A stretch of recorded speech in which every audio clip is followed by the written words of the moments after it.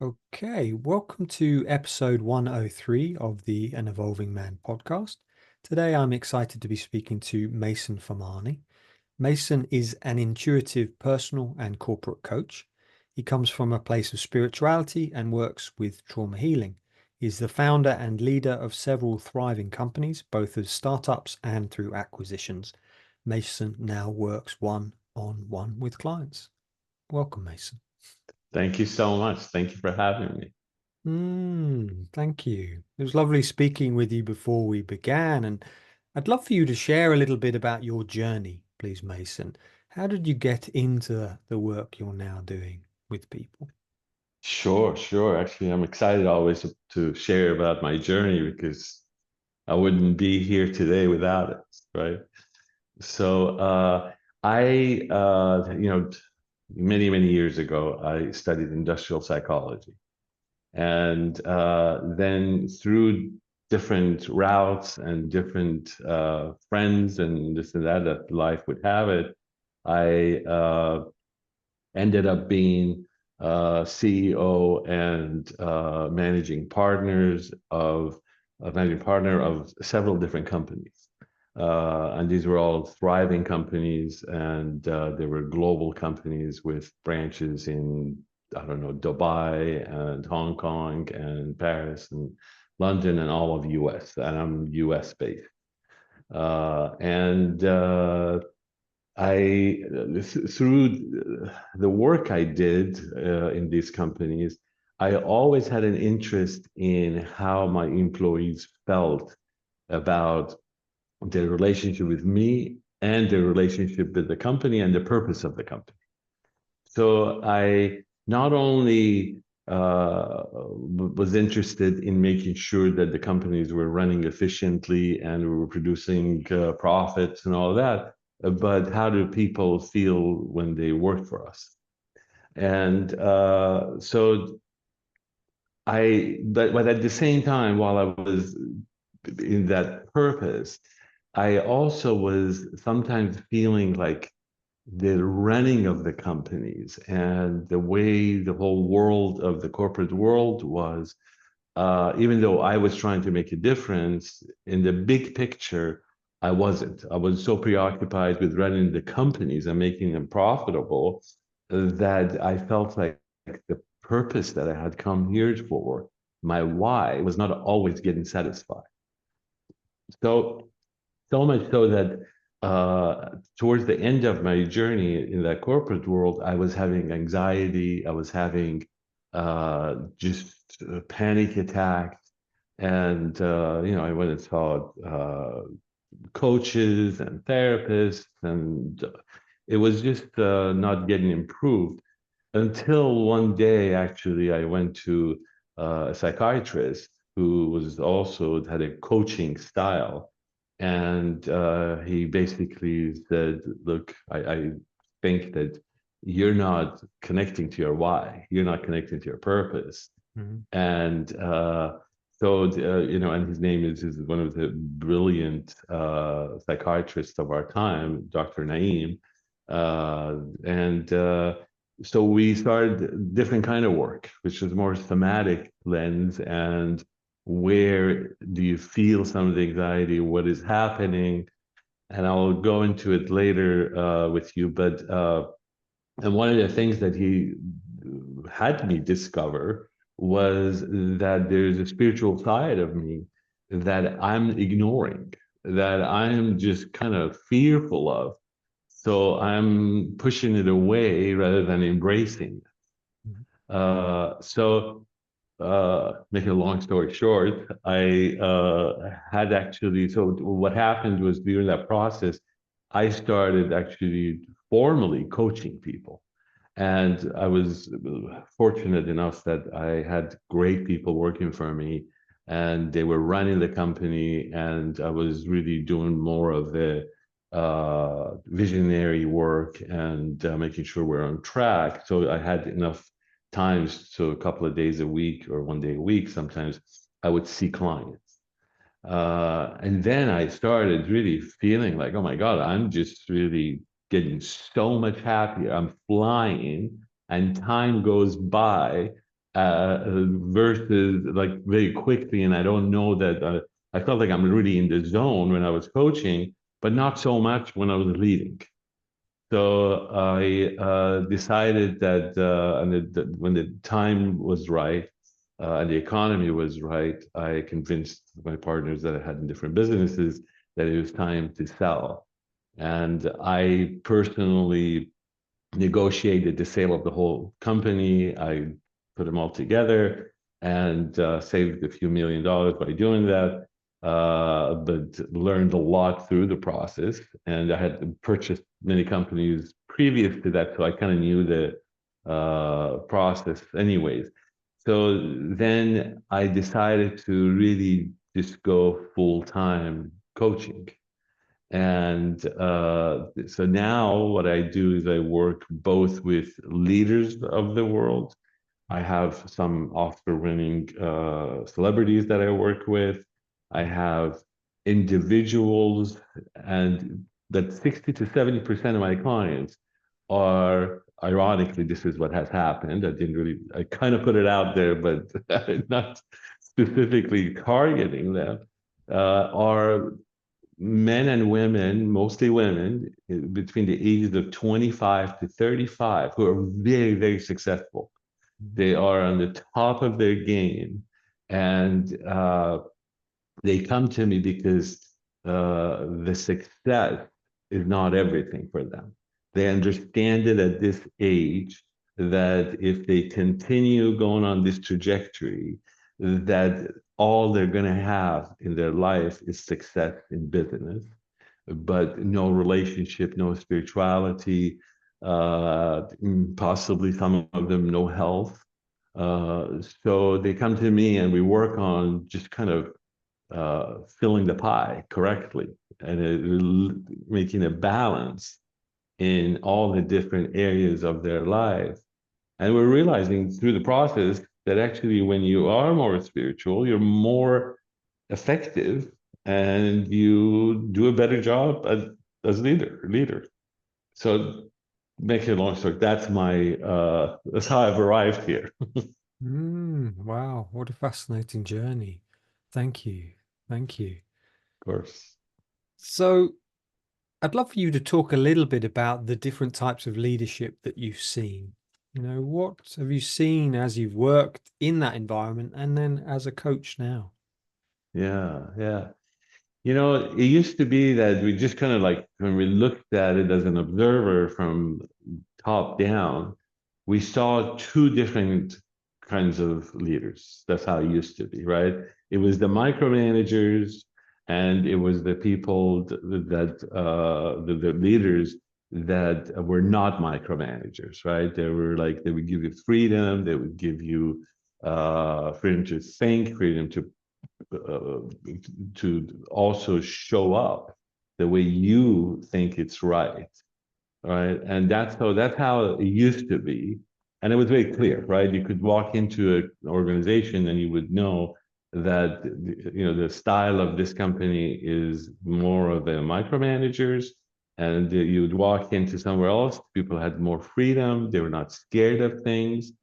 And now we're actually breaking it down. But if we just focus on those two, uh, I mean, maybe it's worth mentioning. So we got people that are just like demanding results, demanding that this is how it's going to be, and this is how you get there, versus you say this is the goal, this is where we're going to get to, and then we brainstorm on how to get there, which the process actually allows those employees to feel that they belong, which is one of the biggest complaints that employees have. They don't feel like they belong when they work in an organization.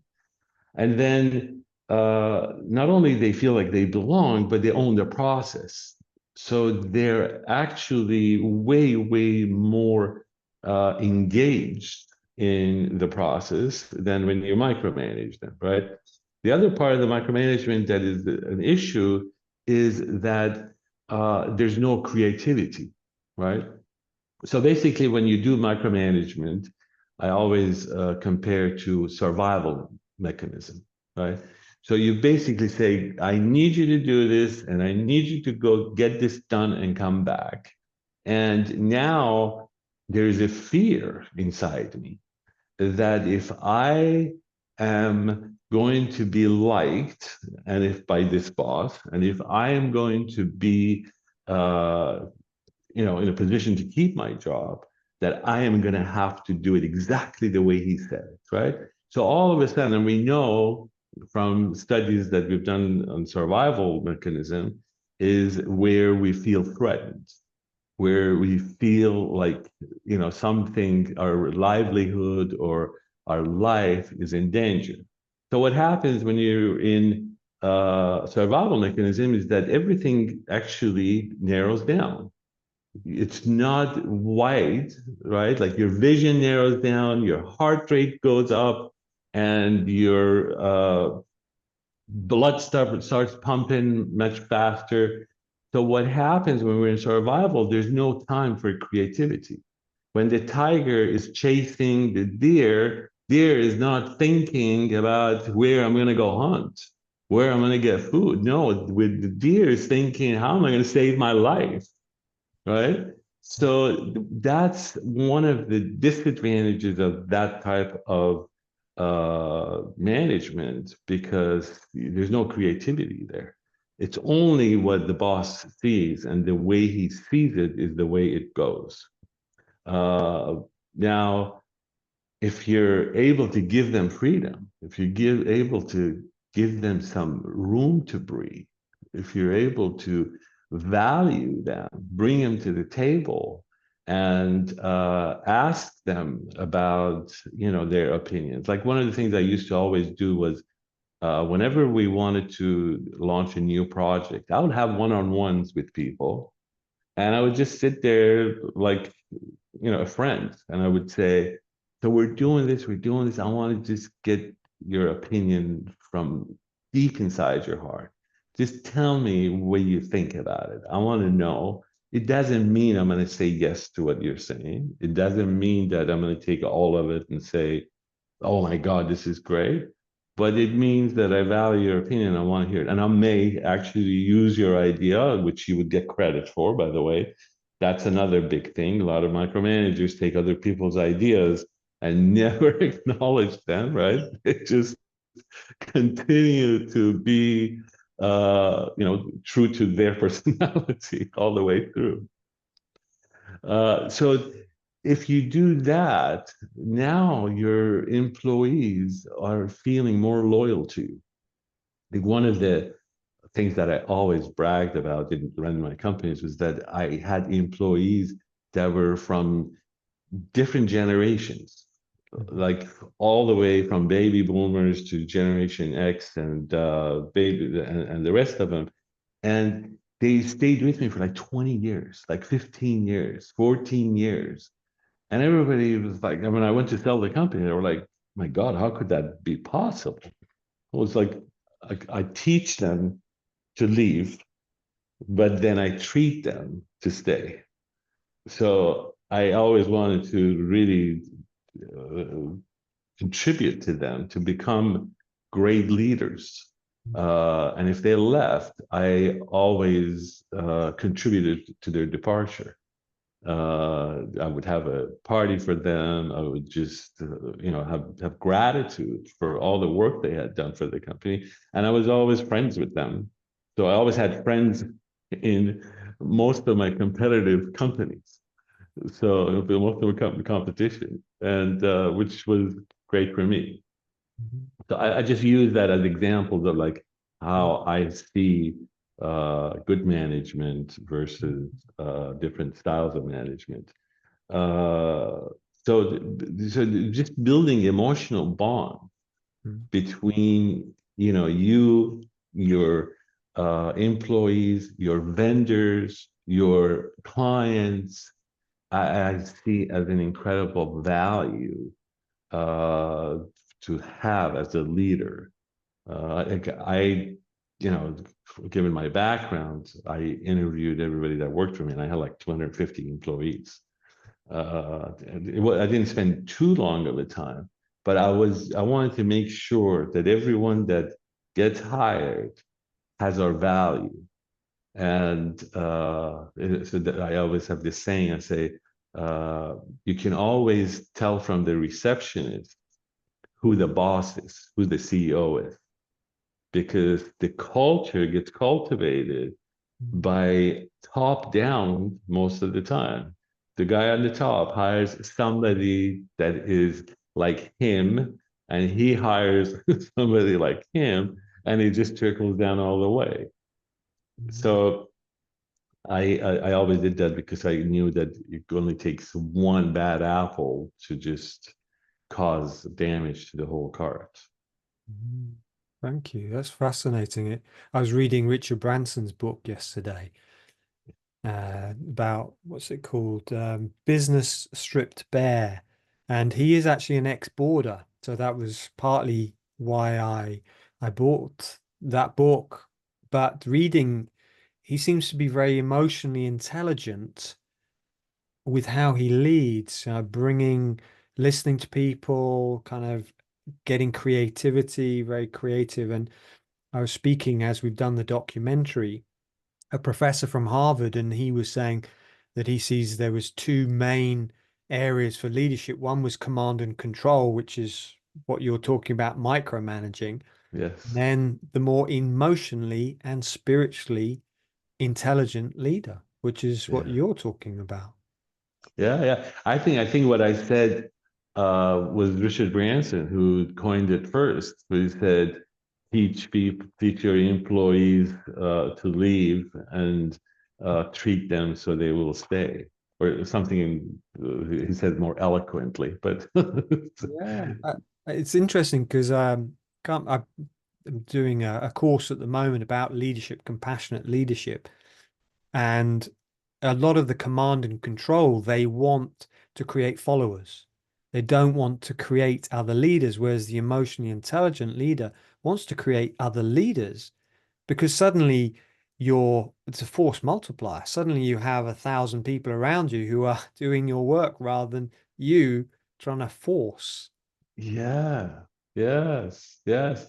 You need to have people that you lead, but all those people have to be leaders in their own right, in their own space. And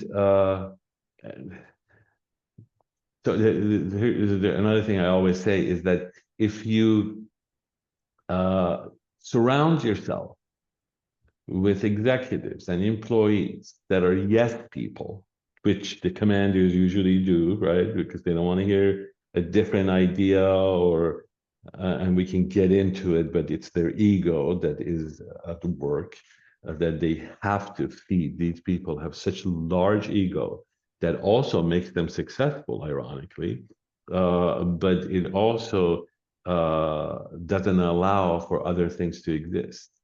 So I say that if you have people that are, if you surround yourself, that are the yes people, when it comes time to brainstorm, which is one of the main characteristics of a growing organization, there's no brainstorm space.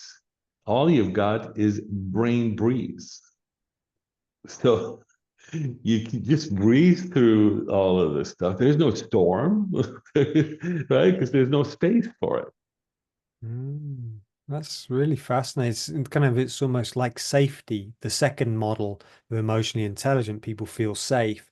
Command and Yes. control people don't feel safe, and therefore their ideas to brainstorm and go, this is, they might get humiliated or shamed. Yeah. Yeah. So Yeah. maybe this is a time to segue into trauma. And Yes. how do you feel that trauma affects leaders? Because that's, as I mentioned before we began, I'm doing this documentary, Boarding on Insanity, about the trauma of boarding school and how it might be linked to, you know, to our leaders and therefore with their decision making. So I'd like you to talk a little bit about how do you feel trauma affects leaders? Yeah. So when you think about trauma or the way we talk about it, we look at people from a somatic lens, Mhm. you realize that, well, leaders are people, right? So if we just bring it down to the level of people and how trauma affects all people, then you're able to actually look and say, okay, so now this person has become a leader. Has the trauma been able to contribute to it, or has the trauma taken away from their success? Or they could be way more successful than they are because they have unprocessed trauma, right? And there's this large big saying that says, trauma, when it's processed, it can turn into lessons, and you practice those lessons long enough, it turns into wisdom. When it's in your body, it's the same trauma that was in the body to begin with, that then it turns, alchemizes to wisdom. And now the wisdom is in the body. You don't pretend to have wisdom. You can't pretend that. It just comes out. So if we look at it from the somatic lens, a long time ago, I read this book, The Waking of the Tiger, I think it is, Waking of the Tiger, Healing Trauma. And Dr. Levine. yeah, like Dr. Levine, yeah, Mm, yeah, I have it. very good. Yeah. So, and he says that trauma really, just the bottom line is the trauma lives in the body, right? So if we're able to, and sometimes I work with employees that are having a hard time with their bad bosses. And I say, look, you got to look at them and say, well, what happened to their lives that they're this way, right? And it doesn't mean that you're going to go fix your boss, right? It doesn't mean that. It's not your job. Excuse me. But what it means is that you'll have an understanding of the body of work, body of stuff that is at work while he's doing what he does. And then gives you a perspective on where he's operating from. And rather than antagonize them, rather than just be always in this love-hate position with them, mostly hate, then you're able to be more empathetic, not sympathetic, but empathetic, just understanding. And a lot of times that helps the relationship with these bosses, right? So now let's talk about the anatomy of what happens in trauma, to just put it in a simple form that people can understand. So a lot of times what happens to us, now we have this thing called the big T trauma and the small T trauma, right? And the big T traumas are like loss of somebody, or big defeats in life, or rape, or things that are really, really cause huge traumas. And the small T traumas are people that I see that they say, well, nothing as bad has ever happened to me in my life. And then when you start to dig, you understand that, when I was 5, I was having ice cream and my ice cream spilled on the floor, and my dad slapped me and said, "You're a slob." And since then, every time I have ice cream, I get sick. And as a matter of fact, I think I have celiac disease because this, and this, like I have bread and this happens to me, right?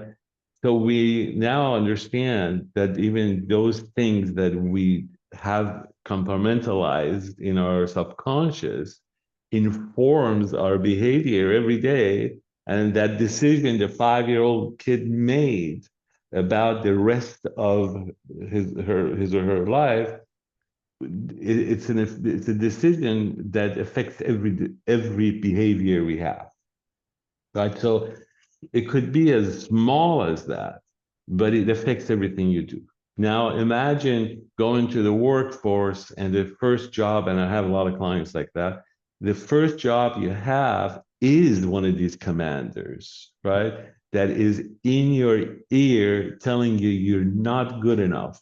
You are a bastard. You're this, you're that. And there are a lot of people that do this, right? Mm. I mean, that's their style to put you down. And they think that if they put you down, they break you down, that you will come out as the best performer. Go figure. So, right? So imagine having that as your first boss. But if you were in a family that you were nurtured and you're a highly sensitive person, something like that could mark you for a long, long time if it goes unprocessed, right? So then in every job you'd go after that, you have this noise in your head because in the area of occupation, in the area of career, this is the damage that has not been processed. And that trauma, that is a trauma that is somewhere in the body that is stored. And as soon as something smells or tastes or looks like that relationship, you start reacting to it, your body starts reacting to it, the conversation comes up, and your behavior is like, I'm not good enough, because that's what was in your ear. And we know that trauma has a lasting effect. You could have all positive stuff happening to you, but it's that trauma that has the more lasting effect than the positive stuff around.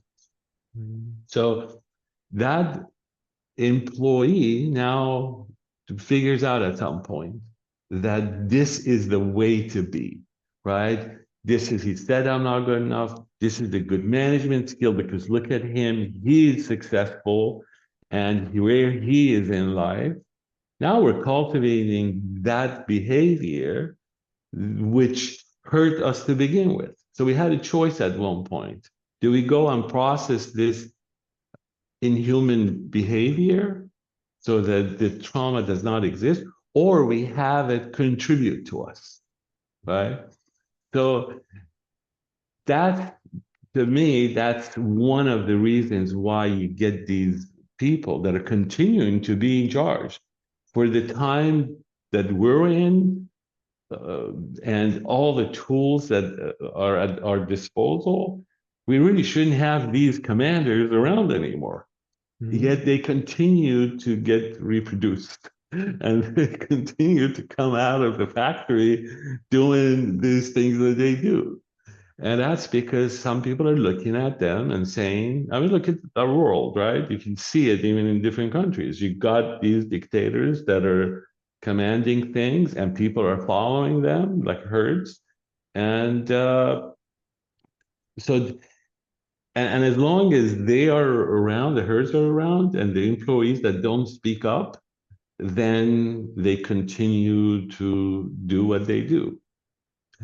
Now, on the other hand side of it is processing the trauma, right? Which is uh, which is really the work, which is where you get liberation, where you get freedom from all these behaviors that have affected us. So one of the things I see over and over in the workplace are people that don't believe in themselves, people that have so much self-limiting thought that they get to a spot and they can't move beyond that. It's like the self-made glass ceiling, right? It's not real. It's just self-made, and it's there for you to just break through it. And so one of the things that I do with these people is like we got to figure out when that conversation was born. Mm. Who is in your head? Yeah. Who is having that conversation in your ears? Mm. And then once we get to, I don't know if you wanted me to get to the process of Please, yeah, solving trauma. yeah.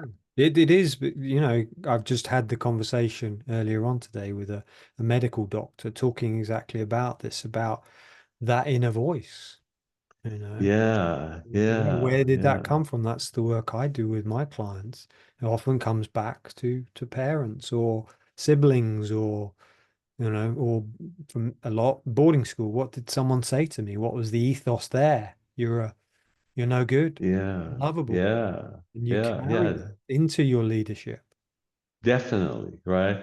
And then I don't want to change too much of a direction, but one of the things that happens is that uh, as a result of all these things that have happened, all the voices that are in our head, and the voices, when you think about it, have created a defense mechanism, right? So, we're born and we're connected to our soul and ourselves and our heart. And then we open our eyes, and then there is our parents, and we're like, oh my God, how am I going to deal with them? How am I going to communicate with them? Then we realize that maybe if I just cried or yelled or screamed, that I get their attention, they come in, they see if I need food or blah, blah, blah. So that becomes a self mechanism. Then you open your eyes the next day, you've got your siblings, and one pinches you, one does this, and how am I going to be dealing with that person? That becomes another defense mechanism. And then we go into school and, get bullied, and we get, friends that give us love and affection. But mostly we go towards the bullying and the difficulties. That becomes a defense mechanism. And then you go to college and work, and all of these defense mechanisms that we build around ourselves creates who we are. But unfortunately, it's an image that we hold. It's not our true self. All of these behaviors, all of these defense mechanisms has got us so far from who we really are. And then we wake up one day and we're unhappy, we're disconnected, we feel like something is not right. And then we start working on, I don't know, maybe doing yoga, maybe doing meditation, if we're really enlightened, to come back home. That's what I call it, coming home, to get through these layers. And uh, if you take this other route, I don't want to say lucky enough, then you go and work with a good coach or therapist or to help you get through these layers that you have built for yourself, and you call it your image. You call it you, but it's not really you. It's an image that has been created, that you have created, that your environment, your genes have created of what you call you, right? And we hold on to that image so strongly, right? It's like, no, this is how I am, and this Can't is how it's change. gonna be. It's not, and and then you identify with it. And it's like what happened with me. My biggest identity was wrapped around being CEO and managing partners. And when I sold my company, I had the hardest time. I was like depressed for a period of time. People would say congratulations, and I wanted to say bug off, just because that's not the space I was in. So it's that then your identity gets wrapped around that image that you've created, which is really not you. And then you work on coming home. You work on getting to that state where you feel calm and you feel more of you and your connection with you. And then you connect to nature, you connect to your creativity, you get connected to your community, and those help you heal. But just, anyways, yeah, go ahead. Yeah, thank you. I love that. I think the coming home, connecting to nature. I see that society at the moment, we're racing somewhere to a destination, but actually we've already arrived. There's a book by Ayakema, who's a Buddhist nun in the Burmese tradition. I remember reading her book 20 odd years ago. I was a Buddhist monk at the time. And it said, going nowhere, doing nothing, something to do with the title like that. I'm like, oh yeah, I'm always striving. I've got to get somewhere. I've got to finish this. But actually, I just need to learn to also yes, the goal to get somewhere is great, but to just be here, going nowhere. I'm not going anywhere. I've Yeah, already just arrived. be. Be. Yeah, yeah. So there's also the book The Alchemist, Beautiful. right? Paulo Coelho. Beautiful book. I read it a few times in my life. I just read it again, and I give it to a lot of my clients Mm, because mm, that's the same thing, right? At the end, everything was just right next to him. yeah. But he goes all through without giving out the story, we go through this whole journey to gain a lot of wisdom, to become an alchemist, to learn that everything was there to begin with. Mm, mm, mm. Yeah, Yeah. yeah, Beautiful. Beautiful. Yeah, I do love that. And it kind of definitely. reminds me, it's something going back to a point earlier on about finding the healing from the journey is post-traumatic growth rather than post-traumatic stress, trauma. It's like, actually, can we grow? Can that trauma? Robert Bly in his book Iron John talks about the idea of our wherever our wound is where the gold is. Our gift to Yes. society, similar to the Sufi saying, is where your Rumi. Rumi, your scar is, that's where the divine enters, the light. Yeah, I think Rumi says it's the broken places that the light shines through. Mm, Yeah, mm, definitely. So let's talk about a little bit about how that could happen, yeah. right? Because that's what I always see, that's an opportunity, right? Whenever people misbehave, whenever people are congested, whenever people are feeling like there's no freedom, that's an opportunity for growth. Mm, So one of the things that I do, I think it's also helpful if I mentioned it. Since I left the corporate world, then I started studying different modalities. I had the background in psychology, anyways, so I started studying energy medicine. yeah. I studied Reiki. I just wanted to know how the energy moves. Me And too. then I started really digging into Dr. Joe Dispenza's work Oh, yeah. and the Wonderful. meditation, and I've gone to many of his retreats. And then I, through some experiences that I had in earlier in my life, I also had been introduced to shamanism. Mm, So I this through the work I was doing with Dr. Naeem, the word shamanism kept coming hitting me in the head, hitting me in the head. So, and I realized that 30 years earlier, I had gone to the Amazon, the jungles of Amazon, as on a scientific trip to study the effects of the plant medicine, hallucinogenics, on healing. And I was back then with a botanist, who's a world famous botanist, Dennis McKenna, oh, yeah, Dennis. and yeah, and a philosopher, and I was the photographer.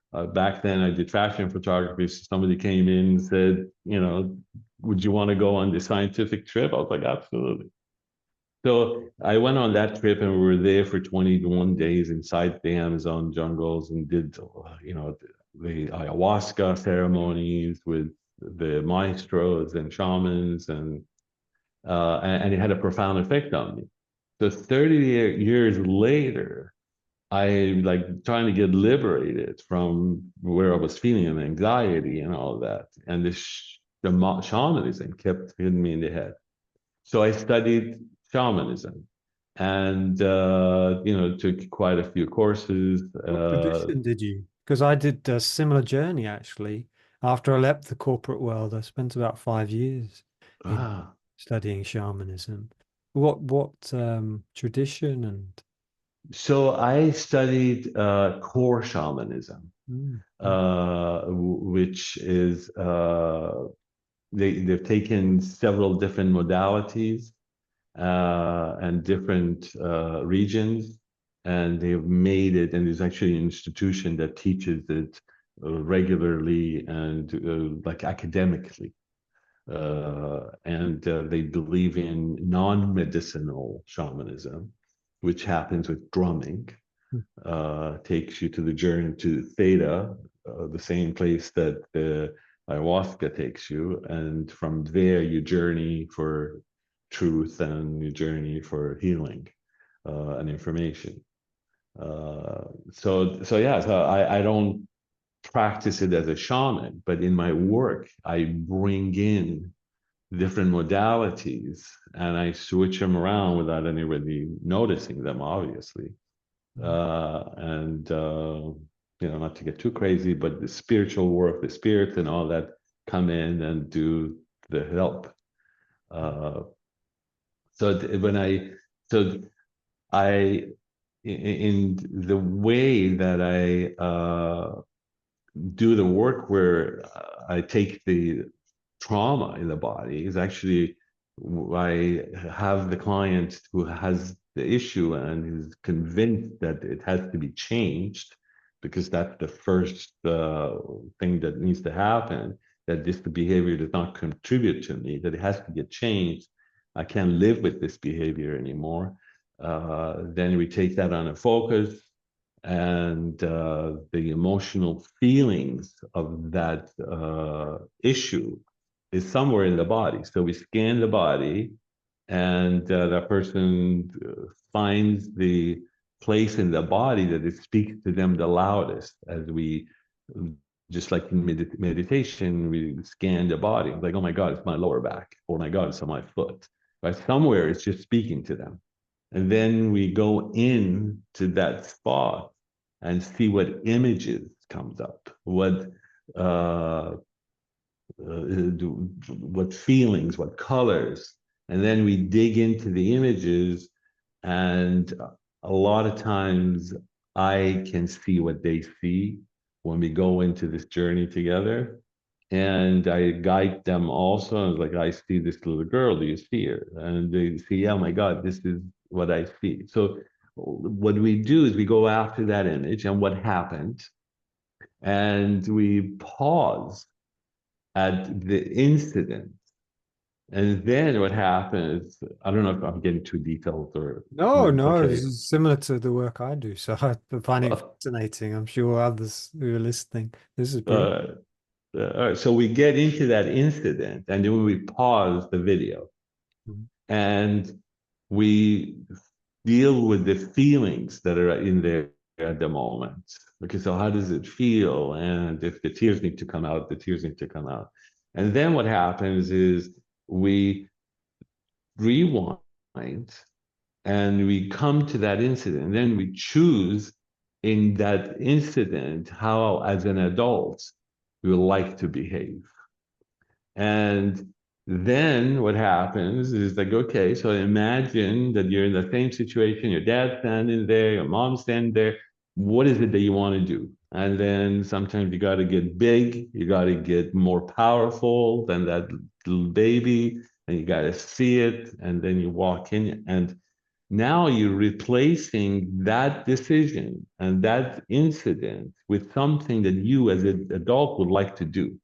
Mhm. Now it's your free will that is coming into play rather than the 5-year-old that has had you all your life. So, so then what happens is we rewind again and you get to the incident and you choose that behavior, the new behavior again. Rewind, do it like 3 or 4 times.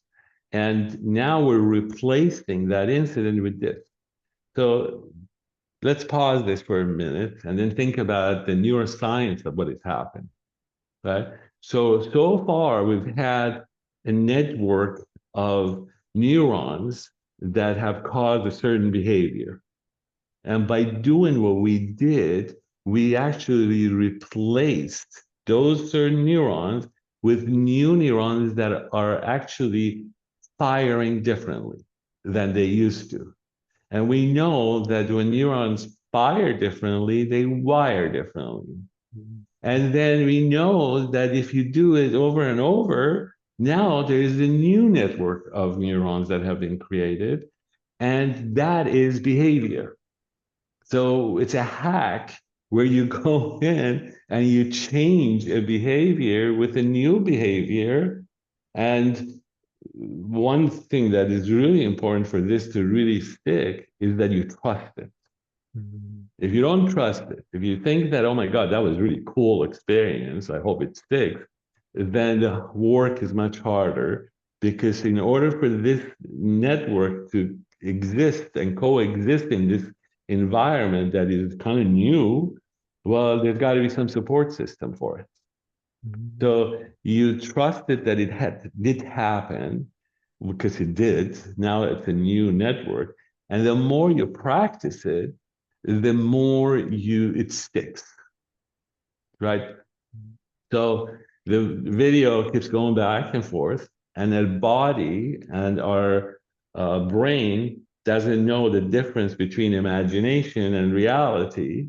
So mm, it has lived it, and because it has lived it, it exists, mm, right? So now we've got a new behavior that's coming into play, and we've replaced that trauma with a new behavior. So it's an opportunity. That trauma was an opportunity for us to have a free will, right? To replace what used to be with who I want to be today, mm, right? mm, So so then what happens is you start to see that certain things change in your life after that process. It's like surgery. Right? It's like all of a sudden now that leg is operating differently than before because the injury has been repaired. And then you'll start to see that life starts to occur differently to you. Life is starting to change the way it comes at you because that self-limiting thought, because of that trauma, whatever it is that existed in your body, is now not just disappeared, it's replaced by something else. So life has to occur differently mm, because mm. I don't have that thought anymore. Yeah, it's like changing the limiting belief, I'm not good enough or I'm unlovable, to Yeah. I'm lovable. Yeah, fascinating. Yeah, I really love that. And I've been using a technique called matrix re-imprinting for the last 6 or 7 years, which is very similar. Finding that earlier, what he calls an echo, Carl Yeah. Dawson, and you find where is almost frozen, and he uses the tapping of EFT Right, right, right, right. on the meridians, and then yeah, each day, and I it's a practice I do every day. Create new pictures, and then I remember them. I Yes. have one of my father running towards me, picking me up, spinning me around, and hugging me, saying "I love you." That never happened when Ah. he was alive, but now that's my connection to him. And it's just Mm. beautiful to have that because when I didn't, I distrusted men. Oh, yeah. That was the birth of it. Yeah, yeah, yeah. So thank you. I think it's amazing. I mean, a question I have is a lot of my clients or a lot of people who've been to boarding school have a thing with dissociation. So when, that's one of the survival strategies, and I think this also links into leadership. Um, there is Antonio Damasio in his research talking about leadership and emotional and decision making, saying you cannot make good decisions without emotional information. One of the things that these schools do is they cauterize your emotions. You're not allowed to show emotion, so you dissociate. Right. And therefore, in my opinion, you are good at being a command and control leader, but you cannot be an emotionally intelligent one because, well, you don't know what an emotion is. You Yeah. can't really feel your body. So what would you say if someone comes to you who says, you say, where do you feel that? And they're like, I have no idea. I don't feel that. Yeah, yeah. So there are a couple of exercises that I do with them before I go into this, right? Uh, so through this process where, like in the boarding school, where they actually have you disconnect from your feelings, well, the feelings continue to produce. They don't stop producing. You're just compartmentalizing it, right? You're just putting it in a box and closing the lock in the box and saying you don't exist, right? But it keeps informing you. So, except it just happens at the subconscious level. It doesn't happen at conscious level. So, and one of the biggest myths that they're there, that people that have disassociation don't produce feelings, don't have feelings. Well, they do have feelings. They just don't have access, right? Mhm. So I find that the key, the door to that box is your heart. And through this process of disassociation, because by the way, when you look at those people, they also have problems in the area of love. They Okay. also have problems in the area of trust, right? Mhm. So,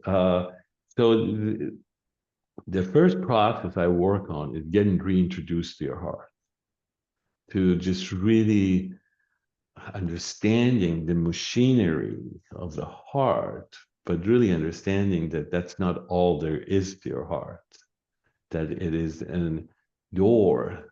It's a it's a doorway to other dimensions, and it's a doorway to other possibilities in life, right? And I help them inch along, getting familiarized with their hearts and having conversations with your heart, and asking your heart if it's okay for you, that you, if it's okay with your heart that you've come to visit and that it's been so long. And in that process, sometimes I have clients that are just tears up, crying, just like, coming home finally. And sometimes it's very hard. It's not so easy because the heart doesn't trust them anymore. They become two separate entities. But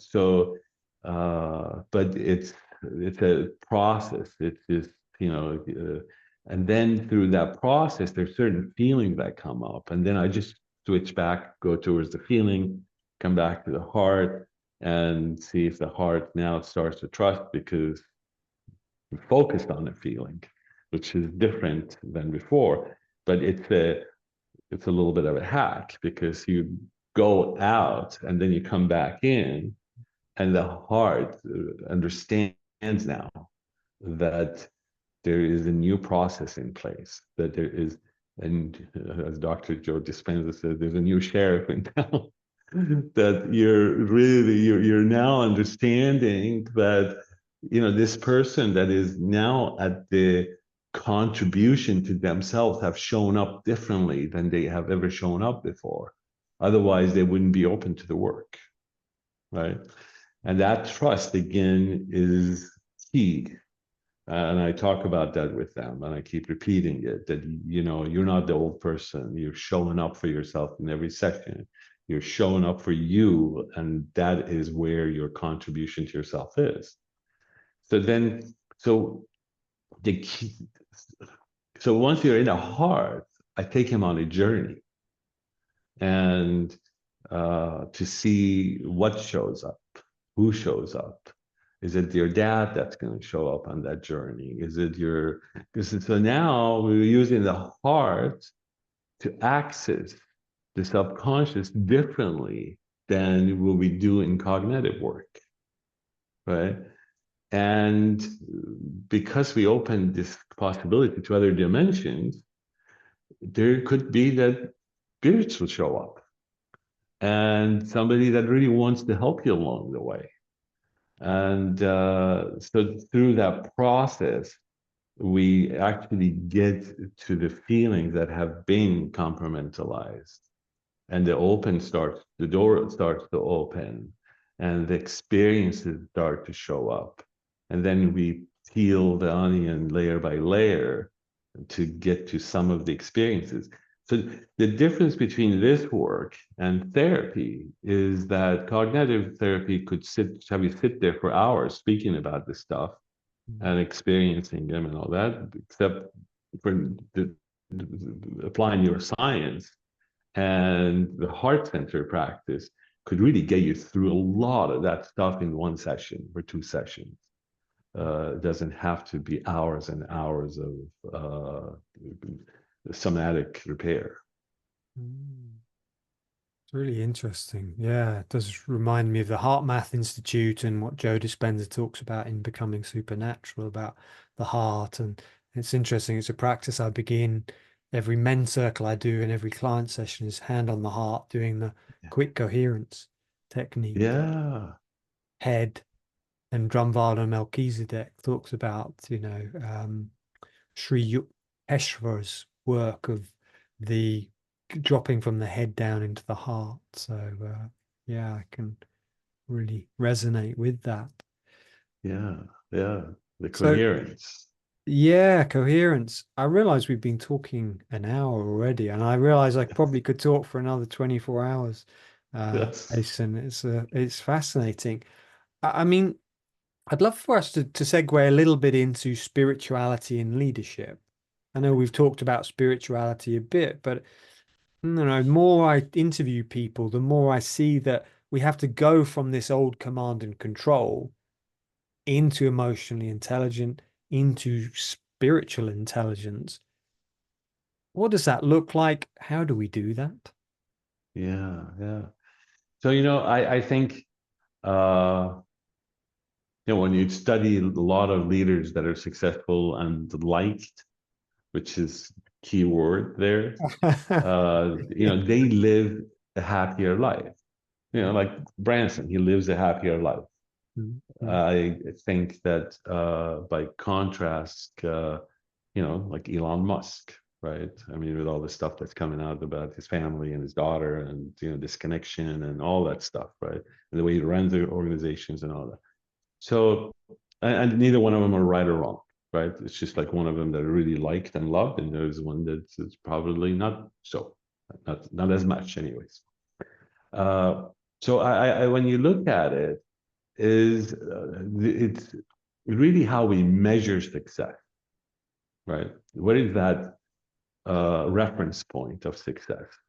And for some people, success is just creating organizations that are thriving, that are growing, and possibly changing lives if they're really at the purpose level. And for some people, it's not so much the destination as it's the journey, Mhm. right? That's how they measure success every day. How am I sleeping at night? And how is everybody else that is connected to me sleeping at night, right? So once you have that remeasurement tool of success, the KPI of success is changed, then you're able to actually look at the purpose that you have. Where's your why? Why am I in this world? And once you have the purpose clarified, right, then what you do is you understand that there is a connection with emotional well-being of me and everybody around me because we're not separate from each other. That if everybody around me is happy and feeling like they're contributing and they're joyful and they belong and all the other ingredients, then I'm happy and I can do that. Then the next step is really feeling like, so where is my groundedness? Where do I anchor myself in the tough moments? Where do I anchor myself in the heights of the emotional well-beings and my wins, right? They both need an anchor because yes, the bottom can take you down and send you to depressions and all of that, right? Where you're not as effective. And the highs can also send you off to uh, drug abuse. And because that also has caused a lot of people, right? They don't know how to be with that win. Mhm. So they have to numb it because they don't understand that feeling, right? So in both ends of the spectrum, you need a certain groundedness. You need a certain amount of spirituality that you can go to and show gratitude, even when you are having tough moments, right? That's the when you show gratitude for what it is you have so that you can have more of it, not just when you are at your wins, right? So if you have gratitude as a consistent part of your life, then it becomes a consistent part of your practice of life. And you always live in gratitude no matter what. That so you're always living out of abundance versus lack, right? That's a certain part of a spirituality when you think about it, right? Because you're showing gratitude to the universe, you're showing gratitude to the divine, and you're saying, I'm so grateful for everything that has happened in my life and continues to be in my life. So now you're not reactive when things go wrong. You're not putting your employees and your vendors and your clients through craziness and hell. And I've seen so many leaders that do when things go wrong. Oh my God, watch out. Everybody's scared of them. That's when everybody's going to need your leadership. That's when you're going to have to step up and say everything is going to be okay. We're going to get through it rather than go crazy. Well, so those people are not anchored, right? They don't have the emotional intelligence and they don't have spirituality in their life. So that's one aspect. The other aspect of how spirituality can really contribute in your life is that a lot of times when we make choices and decisions, and there's a difference in life. Choices doesn't have the past in it. Decisions has the past in it. And a lot of times we want to make choices. Well, we do sometimes need decisions in life. So if we're have all the statistical information, all the experiences, and all of that that we're making choices with, well, sometimes you need a little bit more extra. Sometimes you need a little extra help. And if you have that spirituality where you can connect to other sources and get guidance, that is that extra help that I think if leadership has, it can bring it full circle in a healthy, balanced way. Because, sometimes I've always thought, my God, was that luck? Or was that this? I didn't really see that happening, right? And then sometimes I realize that I have drawn this experience towards me. I have felt it happening, and I have felt how it would feel to make it happen. And that has drawn that situation towards me. And I'm grateful for it. Well, that's also part of spirituality, the manifesting, right? Without believing in quantum physics and without believing in these other elements that bring all of it together, you can't really manifest. If you're manifesting without it, then you're in disbelief that you have spirituality. You're in denial, which because you do. Mhm. Mhm. Mhm. I don't Mhm. know if that answered your question. Yeah, it does. And as you're speaking, you're talking about spirituality, groundedness, gratitude. It reminds me of an interview, I think it was with Tucker Carlson with the president of El Salvador. And he asked him, well, how have you changed the country? They've totally transformed the country from the Yeah. drug capital of the world to very peaceful. And he says, well, we always begin with a prayer. Every day, every meeting, we begin Yeah. with a prayer. And it's like, yeah, begin with spirit. Yeah. Well, yeah. It's like and prayer is meditation. Yeah, yeah, yeah, yeah, yeah, it is. I mean, how do we connect to grounded if we're not grounded, if we're not anchored? What type of things do you recommend to leaders or to people to do? Yeah. So there's there are four things you got to get connected to. And this is something that I think I mentioned to you that I'm a part of this nonprofit organization called Lameda Project. Mhm. And our purpose is to rewrite the story of mental health. Right. And there are four practices that we teach at the nonprofit. And you got to repair your connection and connect to four elements. One is the self, right? And the self is through self-care, taking care of yourself, understanding who you are, understanding your purpose, right? Understanding and self-care. Two is connecting to your purpose, right? And once you figure it out, how do I connect to my purpose every day? Where is my connection to my purpose? Am I contributing to it? Am I not contributing to it? What do I do to contribute to it? Three is community, really repairing our connection to community. I think through the pandemic, this part really got damaged in some ways. In the old days, they would have circles, right? And the elders would show up, and people in the circles would talk about issues and problems they were having or the challenges they were having. And the elders would guide them and tell them. And by the way, I always tell my clients, I'm like the elder in our relationship, where I just do guidance.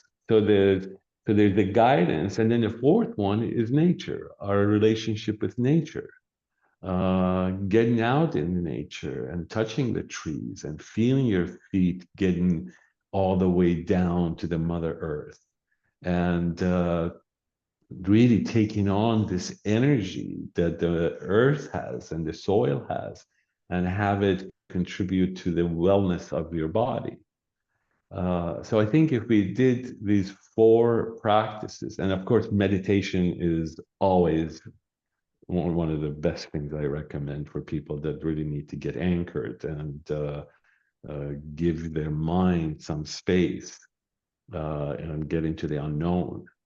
Uh, so yeah, I think that those things could help us get anchored.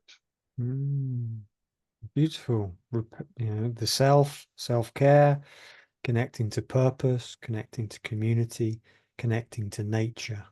So, yeah, I always come back to nature so much. I worked as a teacher in nature in the UK. It's called a forest school teacher, and took kids who'd been excluded from mainstream school, and bring them into the woods. And they loved it. And it was so good for Yeah, them to run around and to be outside. And while I was studying, someone pointed out that throughout humanity's history, I think 99% of our humanity's existence, we've lived outside. It's only in the last 300 years yeah, that we've lost that connection to nature, or certainly we've been connected to nature. And yeah. therefore, it's in our DNA. So when we get outside, it's like we just know what to do because it's just part of us. Oh, yeah, yeah, yeah, yeah, yeah, yeah. I always thought if I was going to do a very effective leadership course, I would do it in nature, Yeah, yeah, because the first 10 minutes, you can see who's uncomfortable. yeah, yeah, yeah. Right. But in my practice, one of the things I do is I don't necessarily listen to what people say. I listen to, I listen for what people are not saying. Right. And that is shown usually through the gaps in the conversations and through their behavior and how they act and their body language. And given them that my work is all on Zoom, I, I really work on facial expressions and body and whether they're fidgeting or not. And I always thought that if you get those big leaders in nature, the first 10 minutes, I could tell who needs what. Yeah, that's so true. Yeah. We've spoken Yeah, to other friends if I'd love to do. I'm part of a charity called the Mankind Project. I'd love to get Boris Johnson on. It's a group of men who'll meet 100 of them out, not necessarily in nature, but we do exercise out in nature. It's like a rite of passage. And I'd love yeah, to get someone like Boris Johnson or some of these other big leaders into this space. It'd be lovely. yeah, yeah. Well, it's a great thing to put out there to make it happen. Yeah, yeah, Yeah, yeah. definitely. I think one of the contributions we can make is really affecting leaders, right? Mm, Because they affect so many people, yeah. uh, Mm, both at the micro level and macro level. mm. So yeah, And that's kind of the whole point of our documentary is to really start to question, that Boris Johnson, David Cameron, Mark Zuckerberg, Donald Trump, they've all been to boarding schools and there's all specific qualities, symptoms, emotional disconnection, yeah, alcoholism, these types of things come from this, unless we turn it from PTSD to post-traumatic growth. yeah, yeah. So, yeah, I've really enjoyed today's conversation. It's been Same a here. real pleasure. How do people find out more? Or is there one final thing you'd love to say to people? Sure. Well, they can find me at farmanicoaching.com. That's Farmani coaching.com. And I'm also on Instagram and LinkedIn, both under Farmani Coaching. But I really would love to leave everybody with this that, throughout life, we uh, get so many different programs that display themselves in our behavior as true, as life, as this is who I am and this is how it is. And there's some saying. I'm just reading a book from Robert Sapolsky called Determined, which is talks about how there's no free will. Then there's this. Dr. Dispenza also says that by the age 29, everything we do is programmed. We don't really have free will. So, my goal is, and what I would leave people with is to just get conscious of your program. Just examine them when they happen and they're not a fit for the environment, or that's the best time to be able to identify them. Like, oh God, why did I do that? Right? Just search for the program in you and try to break through them. If you need to work with a coach, if you need to work with someone, do it. It doesn't have whoever it is, right? But just search for your programs and get your free will back. Get to design your life, break through the default patterns, and become the designer of your life. Become the designer of your life. Thank you, Mason. Well, it's been a real pleasure speaking to you today. I've resonated in so many different areas. So bless you for the amazing work you're doing. Thank And you. if I can support your work in any way, please do let me know. Absolutely. Same here. I'm always available to contribute. And Mm. I really, really appreciate the opportunity to talk to you at a whole different level. Yeah, well, thank you. It's been a real pleasure. Take care. Bye bye. Absolutely.